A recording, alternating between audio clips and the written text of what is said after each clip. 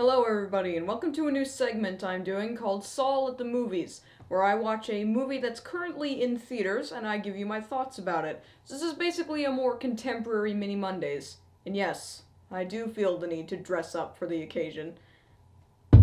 Anyway, I just got back from seeing The Boss Baby by Dreamworks in theaters. And here's what I thought about it. So The Boss Baby tells the story of 7-year-old Timothy Templeton, who lives a happy life with his family, and everything's all great and saccharine and awesome, until one day they have a baby, the Boss Baby, to be exact, who takes over the house in all his bossiness. So Timothy discovers that this baby is actually a talking baby, and he works for Baby Corps, who wants to make sure that babies receive the majority of love in the world. But the majority of love in the world is no longer going to babies, but to puppies. So he has to work together with some other babies to figure out how to stop the insidious plan by Puppy Code to release a new, cute puppy that will take all the love away from everyone else.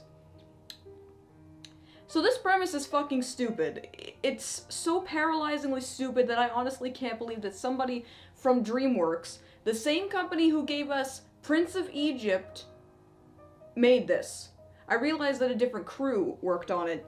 I do realize, but how could they allow this pandering garbage to taint their studio? I know Dreamworks has not always had the best productions, but they have been a solid company for the most part, and this is just pathetic. I mean, they could not have been less imaginative with this premise. It's babies that talk. I'm sure it's been done a million times before. And you all know my feelings on babies, in that I hate them. But that isn't the problem I have with this movie. It's the fact that it's so stock and unoriginal. Everything about it is so stale that it honestly leaves me floored and flabbergasted. And that same goes with the characters, actually. Timothy Templeton and the Boss Baby. You could say the exact same thing about both of them. Both of them are complete douches for the first half, and then are just nothing for the second half. The Boss Baby himself turns all saccharine and wanting a family and everything like that, like you'd expect in the second half.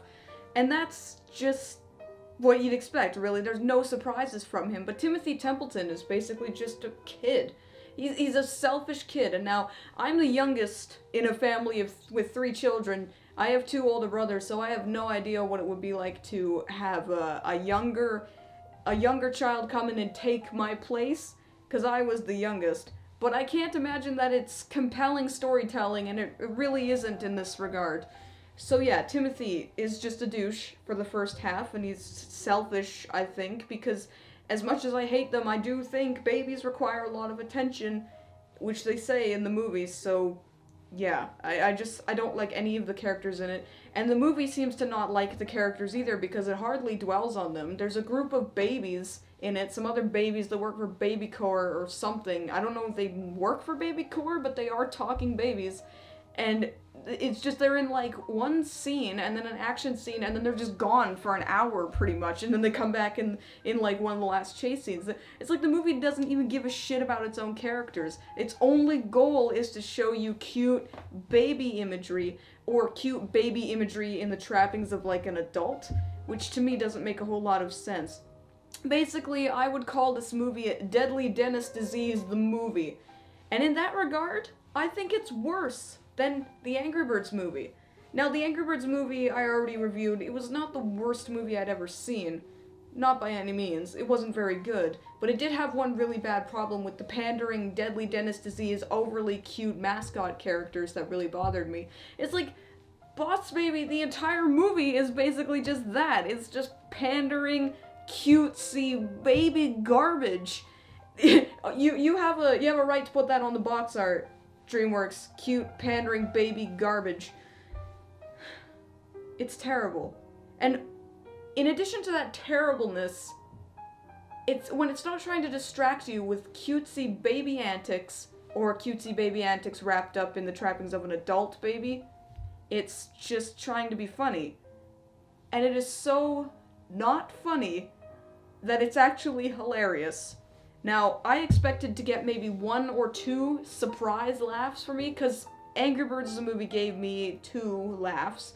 It's not that unfunny. So I figured I would get 1 or 2 laughs, you know, maybe by accident or something like that. But no, I didn't laugh once during the movie. And I thought maybe it's just me and my sophisticated palate and my hatred of babies. But no, nobody in the audience laughed too. It was just complete silence the whole time. And everybody left at the end of the movie. You could just tell the aura in the theater was so, like, vitriolic and pissed. Like we'd wasted an hour and a half of our lives, or however long the movie was. It was so not funny. Like, it was trying so hard to appeal to the baby lovers with the cute baby antics, and the adults in the crowd with the adult jokes, with the weird religious jokes, like with the baby Jesus remark and the angel on the escalator. It tries to appeal to them, and then it tries to appeal to kids by being just a whole bunch of bright colors and zany action and everything like that. But it really just doesn't appeal to anyone in that regard. There's just not enough of anything. There's no substance whatsoever. It's completely empty garbage. And it's also really inconsistent garbage, too. They keep showing that babies are made at Baby Core, and yet earlier in the movie, before Baby Co is revealed, they show that the mom character is pregnant. So how could she be pregnant if babies come from not pregnancy? If they don't come from sex, if they come from Baby Co, why is she pregnant? I don't understand. And then, if the baby just arrived at the door, what happened to the baby she was pregnant with? That doesn't make any sense. Did she miscarry or something? Because that's pretty dark if she, like, miscarried and then Baby Co comes in and, like, replaces her memories that she had this baby, and, like, nobody notices this baby arriving in a taxi? It doesn't make any sense. It doesn't make any fucking sense. Nothing about it makes sense. It's so weirdly inconsistent, paper thin. It's like nobody working on the movie even cared to think that it was consistent at all. And don't even get me started on the villain, too. He's just so nothing. He's just such a nothing villain. There's nothing to him. He's just the standard mustache twirling, ha ha ha, I'll get you kind of villain that it's like I can't even remember a single thing about him except that he was a baby at one point. And it's like, well, okay, whatever. Everyone was a baby at one point, but you know. So it's just, and the time frame with the whole aging thing and the baby formula, it's so, like, it keeps breaking its own rules. It's very frustrating. So yes, The Boss Baby. I can't say I'd recommend it to anybody. Even people who like cute baby antics, I don't think you'd get much happiness here, or much enjoyment at all. I mean, it's bright and colorful. It's well animated for the most part. I mean, it's Dreamworks, what do you expect? But really, I think you could get the same cutesy, emotional, pandering shit pretty much anywhere else, and you could be much more satisfied. I feel ashamed that I gave Dreamworks my money for this, that I contributed to their box office gross, because it encourages them to make more movies of this regard. They even have a sequel in the works, supposedly, called The Bossier Baby. Oh, and it's just... I did that! With my money, I helped contribute to that. I helped make this sequel become a reality, and that's sickening to me. It makes my lungs shrivel in disgust. So yeah, Boss Baby. Can't recommend it to anybody. Definitely one of the worst, if not the worst, Dreamworks outings so far, and I cannot recommend it whatsoever. So thanks for watching the first Sol at the Movies. I hope you enjoyed it. If you'd like to see more Sol at the Movies, they will be semi-regular depending on how much things are in the theater at the time. They won't be every week, they're not replacing Mini Mondays, but they will be semi-regular, going with what's in the theaters at the time. But if you'd like to see more of this, let me know in the comments below. I'd appreciate your feedback if you liked it, if you didn't like it. I'd very much appreciate it. But thanks for watching, everybody, and I will see you next time.